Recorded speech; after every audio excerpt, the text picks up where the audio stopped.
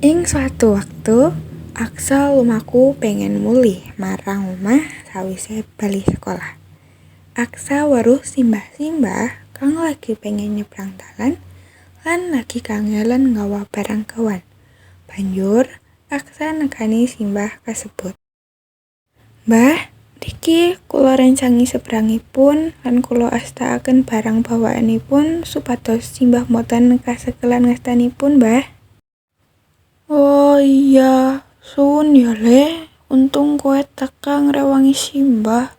Jujukna simbah menyang pangkalan ojek ya Le."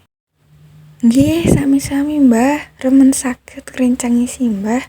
Sumangga kula tuntun lan rencangi astakaken barangipun nggih Mbah." Aksa banjur nuntun simbah nyebrang serta nggawa barang gawanane simbah. Kang Aksa jujukna teka menyang pangkalan ojek paling cedhak.